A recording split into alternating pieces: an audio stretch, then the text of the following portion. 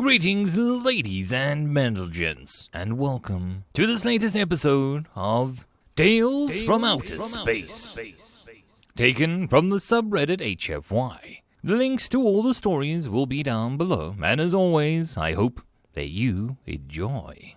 And if you do, please consider subscribing. Story number 1, Longevity, written by Shank Cushion. The Myrmidae are good folks. They're quiet, serious, hard-working little bugs, loyal to a core. Surprising depth of emotion for ant people. Most insectoids tend to be a little, cold. I got stranded here 60 years ago. The Myrmidae have no space tech other than the occasional derelict that comes flaming down onto their planet. They never put any of it together, and I'm not savvy enough to try. So I was stranded for good. At first, I didn't even know the planet was inhabited. I'd been scrounging for food on the surface, praying that whatever berry, fruit, or tuber I was wolfing down wouldn't leave me with some kind of bubbling oil slick on the grass before morning. Then I came across this field chock full of this type of melon vines that I'd already eaten before, and I sang praises. I was on my 5th melon. They're only about the size of an apple, when I heard a quick rustling and a loud clacking behind me. I spun around to find myself facing a 4-foot-tall ant standing on its rear legs, with its glossy back and its metal-tipped spear leveled at me, and large mandibles cracked in obvious threat.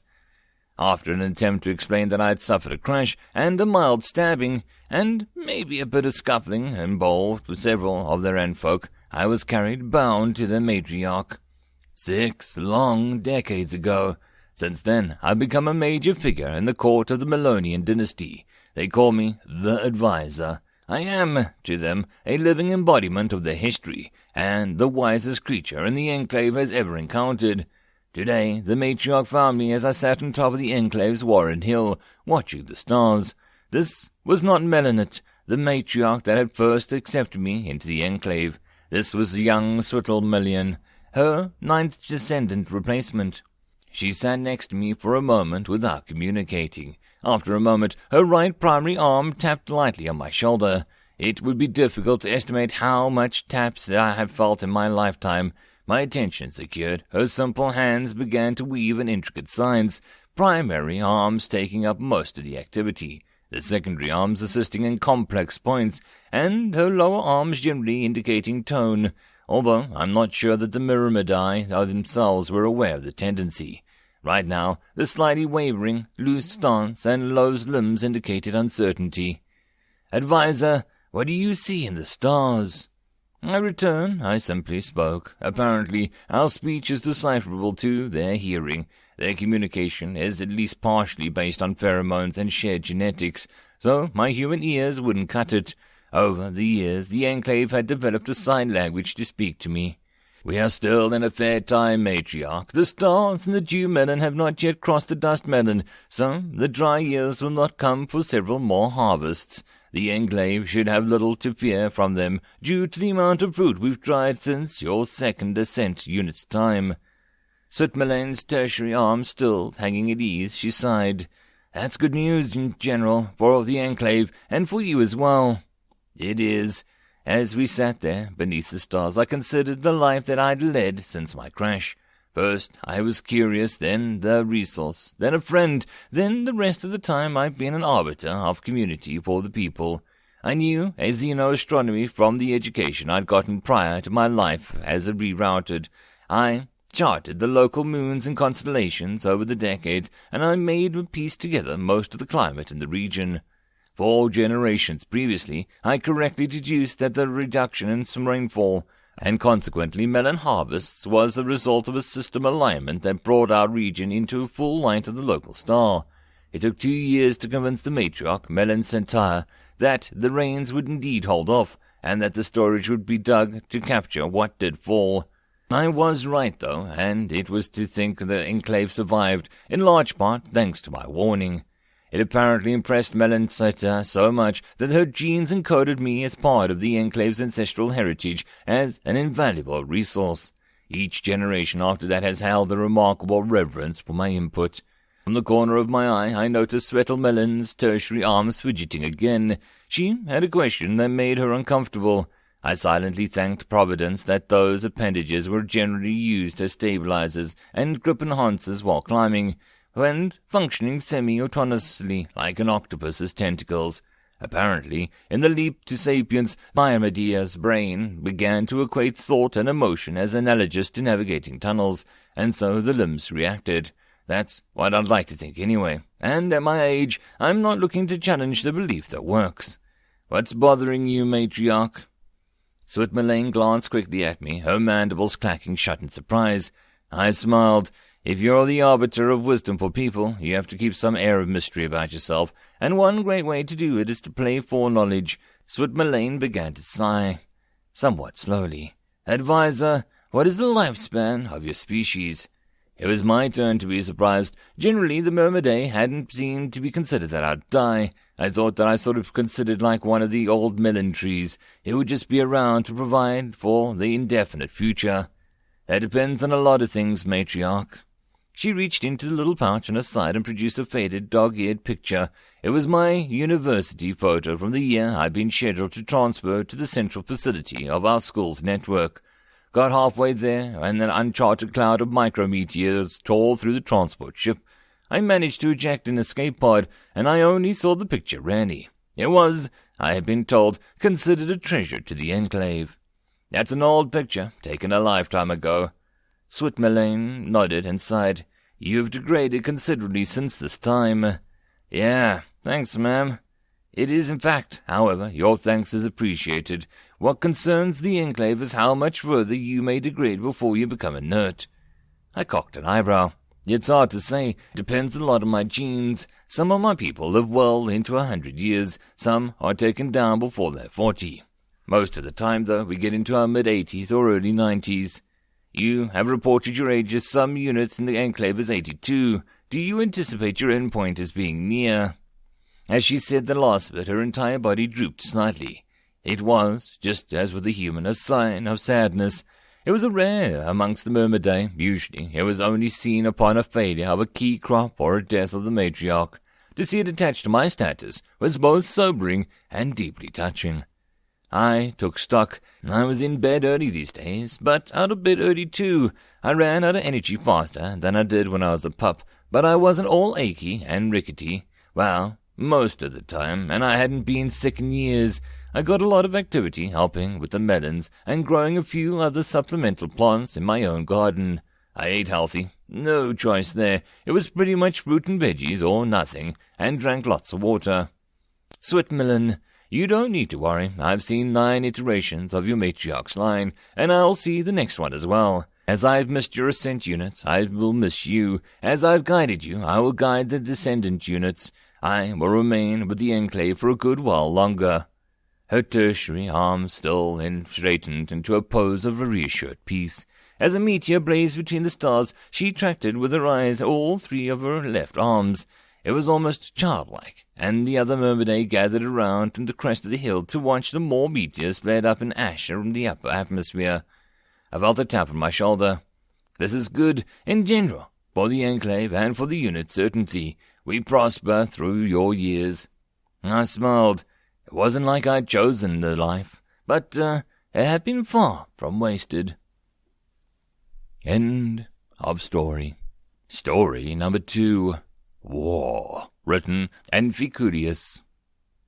The people of Nimgreg and Earth had been a very different experience of war. Humans are naturally aggressive and jealous. They act selfishly as individuals. The first human ever killed was prey to get meat. The second thing a human ever killed was a hunter to get the prey. Numerigarians of our hive mind. Each member has a separate thoughts and feelings, but no individual could ever bring themselves to hurt a community. The first thing ever killed was an Imagarian was an alien. It was self-defense. Humans appear to have an innate need for war. In fact, most of their history is born out of a desire to be better at war. New metals were used to construct sturdier weapons. New communication technologies were used for better direct armies in the field. Spaceflight was invented with which to launch explosives at faraway enemies. When humans went to express their intent to seriously deal with the problem, they would say that they would declare war on it.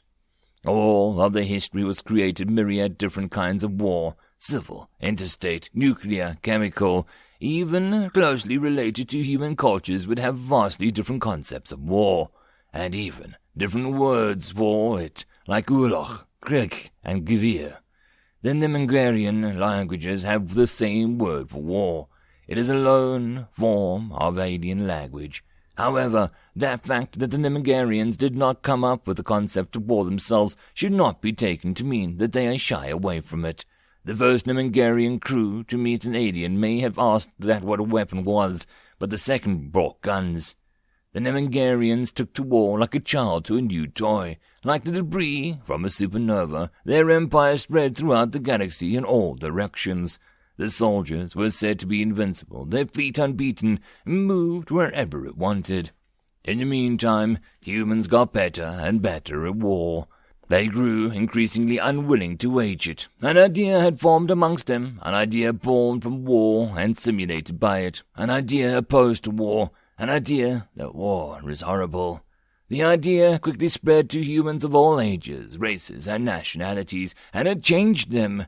The inventors of weapons of mass destruction came to recoil at their own creations.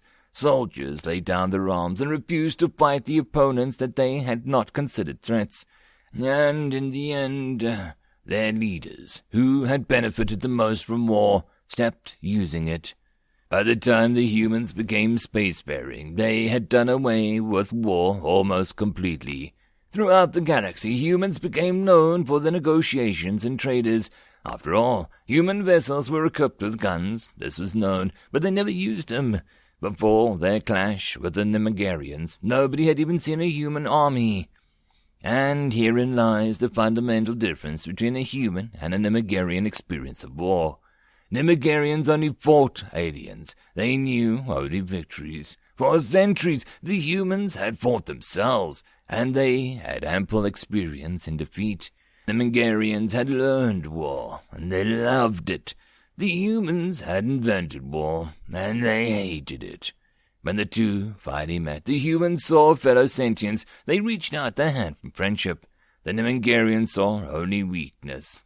They struck, and fire rained on Nimengreg for 40 days and 40 nights.